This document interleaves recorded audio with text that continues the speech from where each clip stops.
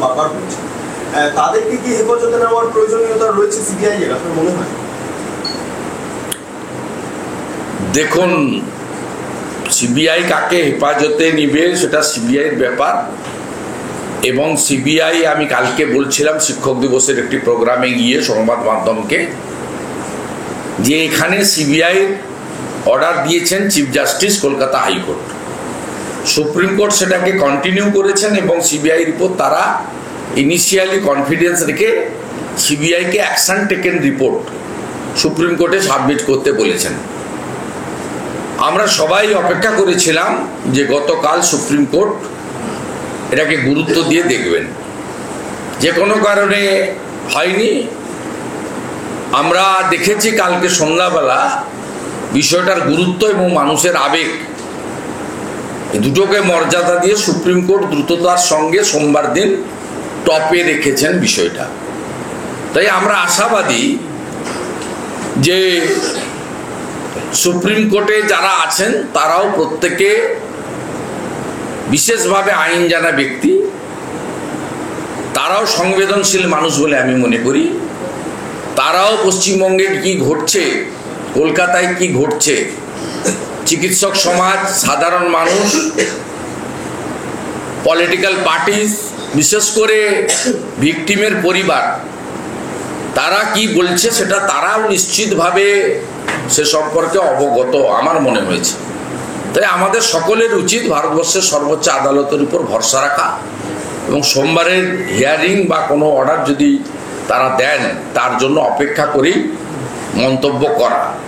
তো এক্ষেত্রে খুব পরিষ্কারভাবে আমরা বলতে পারি যে সিবিআই তার সম্পূর্ণ জবাবদিহি করতে বাধ্য কলকাতা হাইকোর্ট এবং সুপ্রিম কোর্টে, কারণ এটা কোর্ট মনিটরিং সিবিআই ইনভেস্টিগেশন। তবে আমরা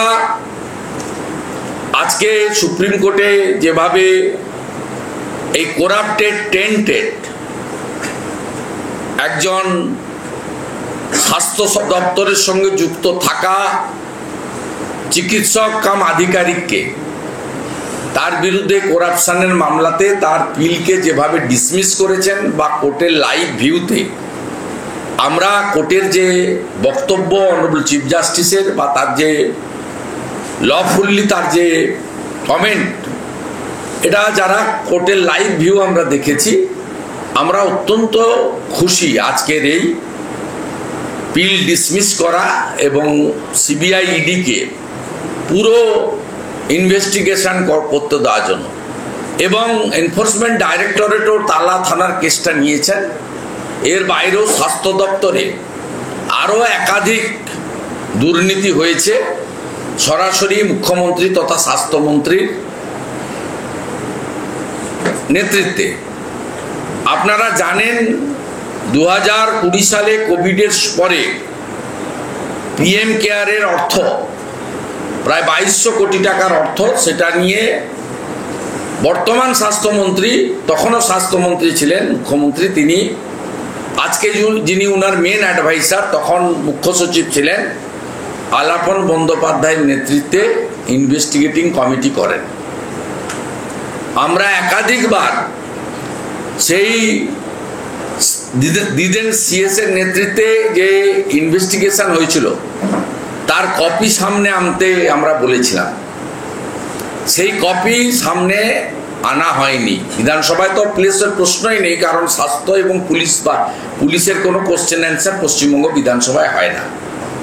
স্বাস্থ্য এবং পুলিশ দপ্তরের ডিপার্টমেন্টাল বাজেট গিলোটিনে যায়।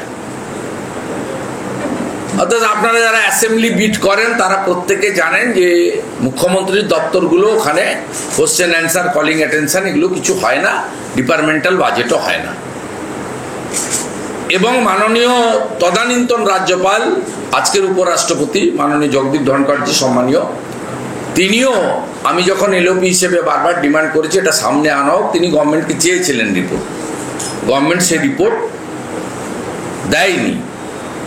রিপোর্ট দেয়নি মানে আমি যেটা বারে বারে বলেছি যে কোভিডের সময় প্রকিউরমেন্টে বিশাল দুর্নীতি রয়েছে, এবং কোভিড মেটেরিয়াল পারচেজ করার জন্য হেলথ কর্পোরেশন যেটা আছে, যারা টেন্ডার করে, যারা টেকনিক্যাল বিট ফাইন্যান্সিয়াল বিট করে, তাদের কাছ থেকে রাজীব সিনহা, যিনি রাজ্যের ইলেকশন কমিশনার হিসেবে পঞ্চায়েতে পুরসভাতে ভোট লুট করতে সাহায্য করেছেন, তিনি আরেকটা বড় দুর্নীতিগ্রস্ত চোর।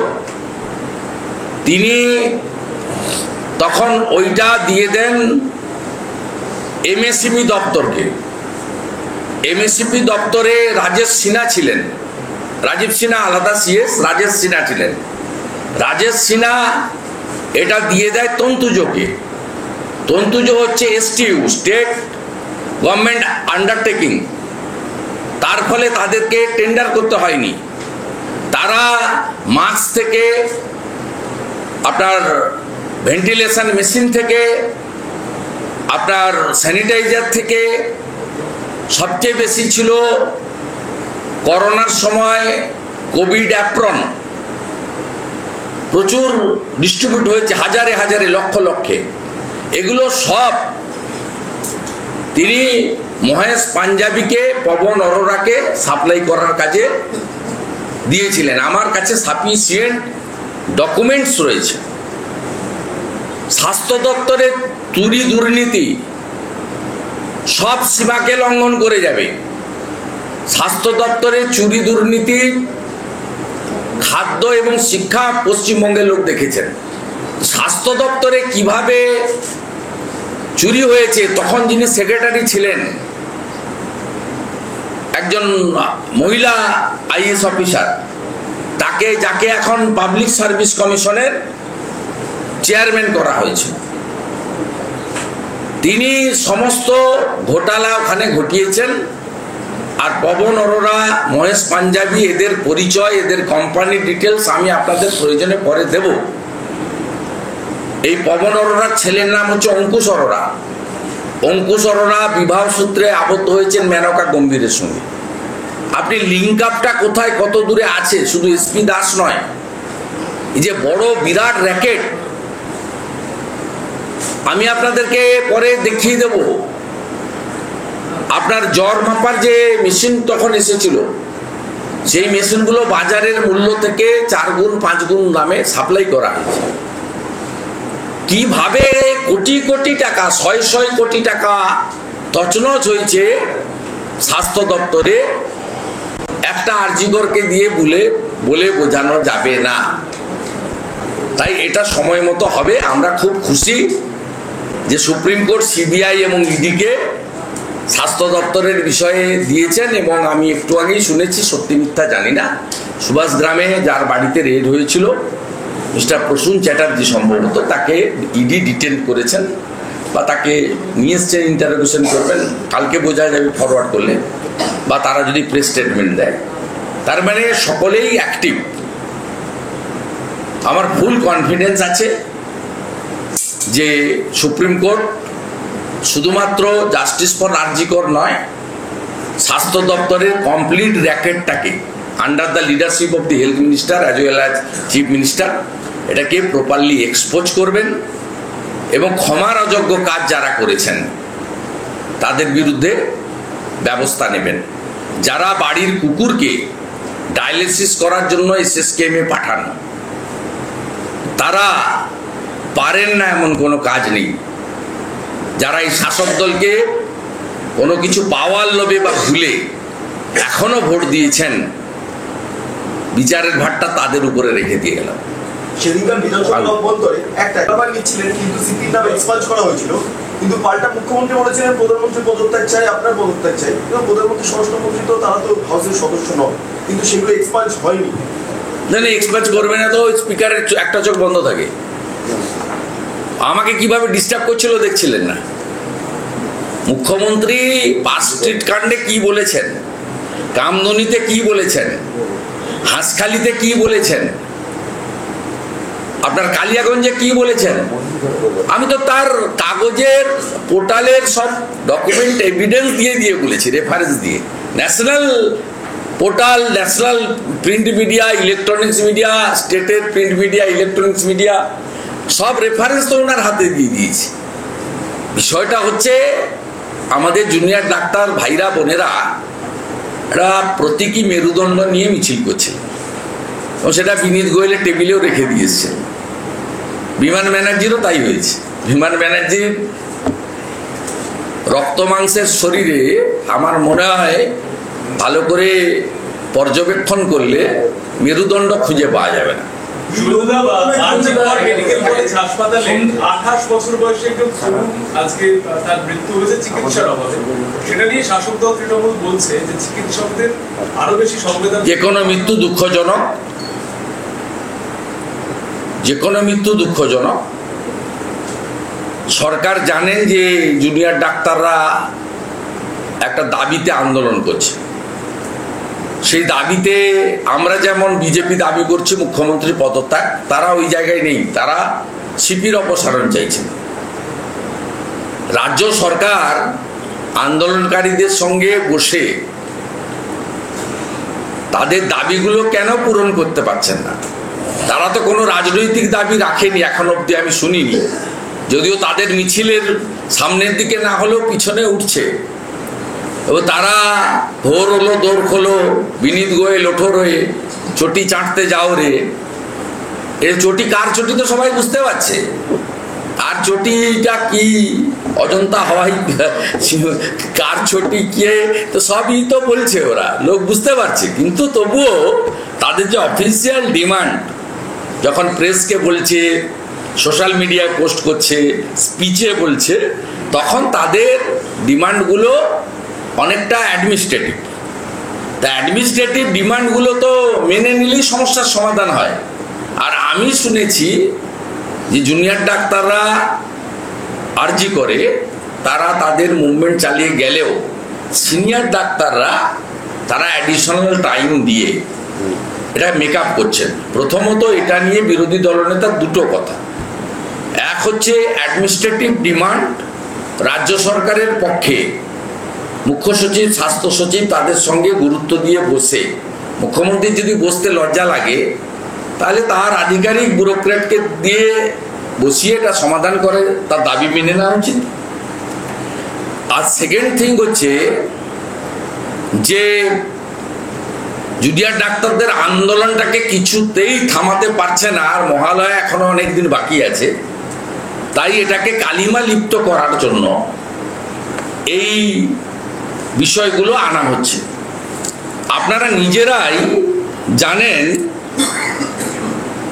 এই চলাকালীন, এই ঘটনা এবং আন্দোলন চলাকালীন তৃণমূল কংগ্রেসের নেতারা মহিলাদের সম্পর্কে যারা যারা বলেছেন, উদয়ন গুহ, তারপরে টিএমসি স্পোক্সপারসন যার নাম আমি বলি না আর যার কথার উত্তরও দিই না, 3 অরূপ চক্রবর্তী এমপি বাঁকুড়া, 4 কল্যাণ ব্যানার্জি এমপি শ্রীরামপুর, 5 জয়প্রকাশ মজুমদার মানে যিনি করিমপুরে লাথি খেয়েছিলেন, 6 কাকলি ঘোষ দস্তিদার যিনি আবার থুতু ফেলে নিজেই থুতু তুলেছেন, আর 7 হচ্ছে কাঞ্চন মল্লিক বিখ্যাত, আমরা অবশ্য ডাক পাইনি ওনার তৃতীয় অনুষ্ঠানে, 8 বিকাশ রায়চৌধুরী এমএলএ শিউড়ি, 9 এও আরেক যন্ত্র পুলিশের স্ত্রী কোথাকার একটা এমএলএ, তার নিজের সার্টিফিকেট জাল, আমার কাছে কাগজ আছে, এডুকেশন সার্টিফিকেট। 10 আপনার অশোকনগরের কাউন্সিলর, তার নাম বলে আর বিখ্যাত করলাম না। 10টা সিকিয়াদুলি থেকে 1 টাকা 2 টাকা পর্যন্ত এই দরের নেতারা পশ্চিমবাংলার নারী সমাজকে, মহিলাদেরকে আক্রমণ করে বক্তব্য করেছে। মানে বক্তব্যগুলো বাজাবো আমরা ক্যাসেট করে, মানে সব করেছি, যোগ করেছি, শুনবেন লোক, মানুষ শুনবে। দুর্গাপুজোতে ভারতীয় জনতা পার্টির কর্মীরা মানুষের পুজোতেও অসুবিধা করবে না, কিন্তু এদের রাস্তায় থাকবো আমরা থাকবো।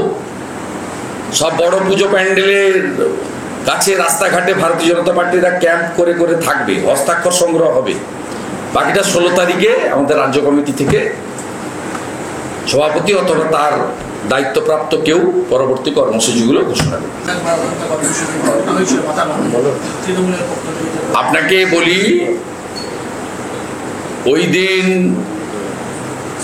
দুটো জায়গায় অত্যন্ত খারাপ ঘটনা ঘটেছে। একটা মাথা ভাঙাতে বিশ্বজিৎ রায় তৃণমূলের ব্লক সভাপতি করেছেন, পুলিশ থানার সামনে, পুলিশ থানায় ছিল। আরেকটা ঘটেছে বারাসাতে, পুলিশ নিজে টেনে হিঁচড়ে করেছেন। দুটো জায়গাতেই প্রতিবাদ হবে এবং সেই প্রতিবাদের ধরন সঠিক সময় আপনারা জানতে পারবেন। আগামী সপ্তাহে দুটো জায়গাতেই ভালো করে খুব সোচ্চার প্রতিবাদ আমরা করব। জানিয়ে দেবো, জানিয়ে দেবো, তাড়াহুড়া করবেন না। এবার তো যেদিন যাবে সেদিন কেউ আর বাড়ি আসবে না, ওইখানেই বসে থাকবে। সন্দীপ ঘোষ সুপ্রিম কোর্টের দ্বারস্থ হয়েছিলেন, তার আবেদন ছিল যে খুন ধর্ষণের মামলা আর এই সব দেখে নিচে লোক আলাদা করে করা হয়। সুপ্রিম কোর্ট খারিজ করে দিয়েছে। এই খুন ধর্ষণ শকত মোল্লা জমি কিনে দিয়েছে, দেখছেন না ক্যানিং এ কত বড় বাড়ি। আরো দেব, এখানে আপনার বিধাননগরে কত বড় কমার্শিয়াল কমপ্লেক্স করেছে, আমি আপনাদের তথ্য দিই। টেকনিক্যাল রিপোর্টটা বিলের এখনো পর্যন্ত রাজ্যপালের কাছে যায়নি। বিলটা পাঠানো হলো কিন্তু টেকনিক্যাল রিপোর্টটা পাঠানো সে মহামান্য রাজ্যপাল বলবেন, রাজ্যপাল চেয়ে পাঠিয়েছেন। না রাজ্যপাল বলবেন। আজকে চিফ সেক্রেটারি দেখা করেছিলেন বলে আমি শুনেছি। আমাদের পক্ষ থেকে তো পরিষ্কার সমর্থন ছিল এবং এটাও আমরা বলেছিলাম এই বিলটা ডিফেক্টিভ বিল। তা মালের দায়িত্ব আরোই, যিনি এনেছে তাকে স্যাটিসফাইড করতে হবে। আমরা তো সাপোর্ট দিয়ে দিয়েছি পলিটিক্যাল পার্টি। রাজ্যপাল তো পলিটিক্যাল লিডার নয়, তিনি সংবিধানের কাস্টোডিয়ান। তিনি স্যাটিসফাইড হলে তাকে যা কাগজ তিনি চেয়েছেন রাজ্য সরকার প্রোভাইড করে দিবেন। রাজ্যপাল মহোদয় তো এক্সপোজ করে দিয়েছে। আমি সেদিন বিধানসভায় বলতে পারতাম যে মুখ্যমন্ত্রী আগে স্টিকার পিসি বলতাম আমরা, প্রধানমন্ত্রী অন্ন সুরক্ষা যোজনাকে খাদ্য সাথী বলে চালান আপনি। এটা কি করেছে জানেন? এই বিলটা 3টে রাজ্যর বিলকে কপি পেস্ট করে দিয়েছে মলয় ঘটক। অন্ধ্রপ্রদেশ, মহারাষ্ট্র আর অরুণাচল প্রদেশ, একদম হুবহু কমা পূর্ণচ্ছেদ বাক্য আমি বলতে পারতাম। আমরা প্রস্তুত হয়ে বিধানসভায় গেছিলাম, কিন্তু আমরা জনমত সেন্টিমেন্ট। আমি সেদিনও বলেছি যে আপনি এনেছেন, আমি আশা করব আপনি আইন সংবিধান সব দেখে শুনে এনেছেন, কার্যকর করার দায়িত্ব আপনাকে নিতে হবে। আমার অ্যামেন্ডমেন্টগুলো কত ইম্পর্টেন্ট ছিল। আপনারা বিল পড়েছেন, সংবাদ মাধ্যমের গলা টিপের জন্য কি ব্যবস্থা আছে? আপনারা 21 দিন কিছু দেখাতে পারবেন না যতক্ষণ না চার্জশিট হচ্ছে। কোনো সেক্সুয়াল ইনসিডেন্ট, স্পেশালি রেপ এবং মার্ডার, এই টাইপের গ্রিভিয়াস যেগুলো আছে, সেক্ষেত্রে সংবাদ মাধ্যম চার্জশিট হয়ে প্রমাণ না হওয়া পর্যন্ত, চার্জশিটে হওয়া না পর্যন্ত আপনারা এই যেটা করছেন তিলোত্তমা অভয়া কাদম্বরী যে নামেই ডাকুন না কেন ডাক্তার বোনকে নিয়ে, এটা করতে পারবেন না। কত বড় হিপোক্রেট সরকারকে এখানে বসিয়ে রেখেছেন। একে দেখলে তো নর্থ কোরিয়ার কিম লজ্জা পাবে।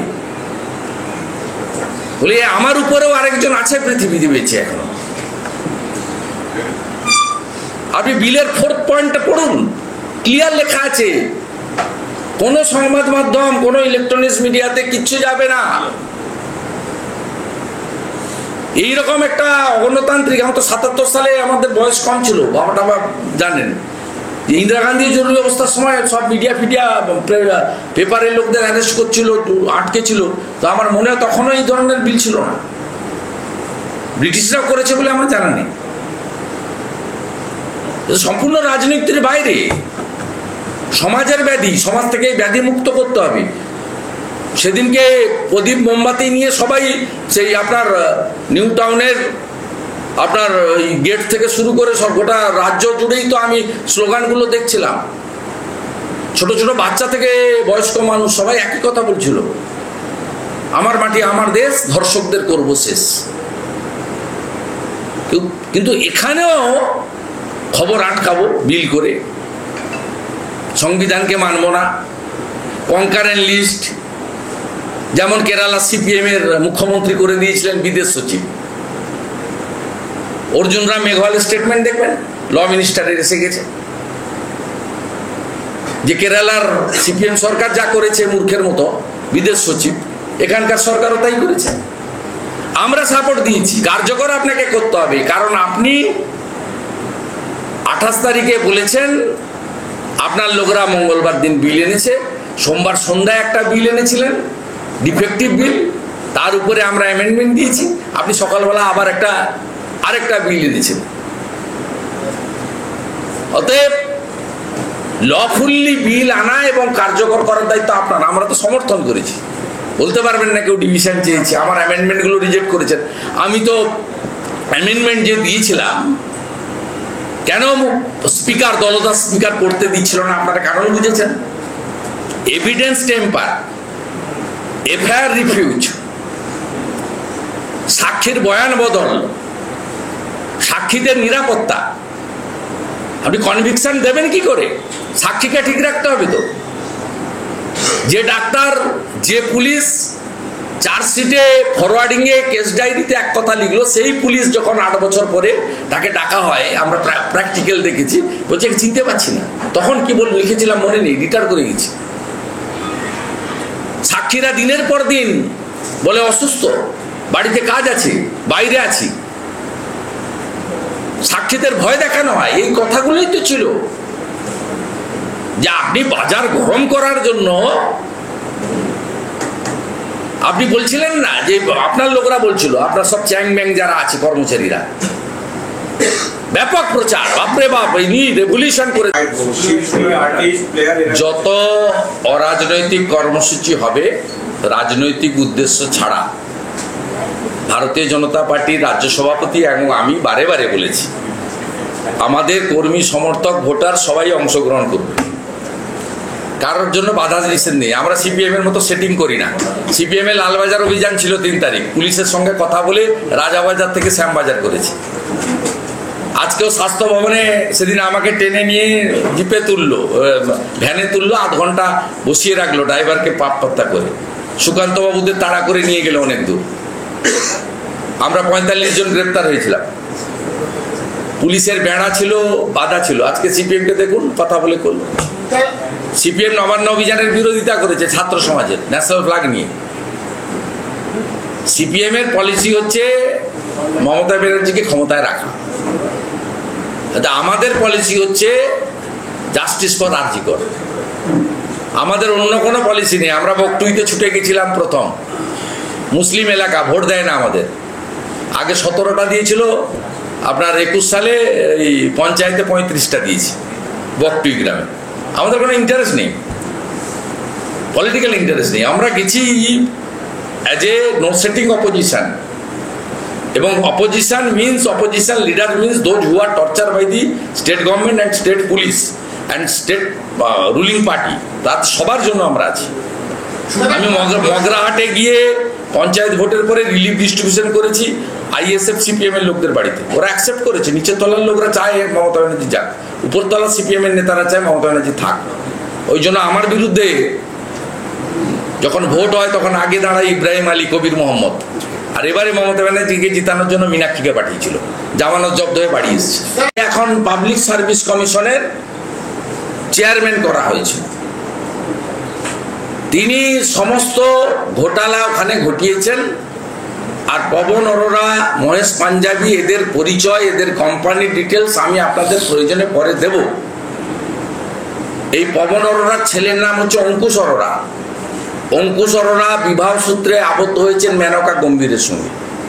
আপনি লিঙ্ক আপটা কোথায় কত দূরে আছে, শুধু এসপি দাস নয়, এই যে বড় বিরাট র্যাকেট, আমি আপনাদেরকে পরে দেখিয়ে দেব। আপনার জ্বর মাপার যে মেশিন তখন এসেছিল, সেই মেশিনগুলো বাজারের মূল্য থেকে 4 গুণ 5 গুণ দামে সাপ্লাই করা হয়েছে। কিভাবে কোটি কোটি টাকা, 100 কোটি টাকা তছনছ হয়েছে স্বাস্থ্য দপ্তরে, একটা আরজিকরকে দিয়ে বলে বোঝানো যাবে না। তাই এটা সময় মতো হবে। আমরা খুব খুশি যে সুপ্রিম কোর্ট সিবিআই এবং ইডিকে স্বাস্থ্য দপ্তরের বিষয়ে দিয়েছেন এবং আমি একটু আগেই শুনেছি, সত্যি মিথ্যা জানি না, সুভাষ গ্রামে যার বাড়িতে রেড হয়েছিল মিস্টার প্রসূন চ্যাটার্জি সম্ভবত, তাকে ইডি ডিটেন করেছেন বা তাকে নিয়ে এসছেন, ইন্টারোগেশন করবেন, কালকে বোঝা যাবে ফরওয়ার্ড করলে, বা তারা যদি প্রেস স্টেটমেন্ট দেয়। তার মানে সকলেই অ্যাক্টিভ। আমার ফুল কনফিডেন্স আছে যে সুপ্রিম কোর্ট শুধুমাত্র জাস্টিস ফর আরজি কর নয়, স্বাস্থ্য দপ্তরের কমপ্লিট র্যাকেটটাকে under the leadership of the health minister as well as chief minister এটাকে প্রপারলি এক্সপোজ করবেন এবং ক্ষমার অযোগ্য কাজ যারা করেছেন তাদের বিরুদ্ধে ব্যবস্থা নেবেন। যারা বাড়ির কুকুরকে ডায়ালিসিস করার জন্য এসএসকেএমে পাঠান, তারা পারেন না এমন কোনো কাজ নেই। যারা এই শাসক দলকে কোনো কিছু পাওয়ার লোভে বা ভুলে এখনো ভোট দিয়েছেন, বিচারের ভারটা তাদের উপরে রেখে দিয়ে গেলাম।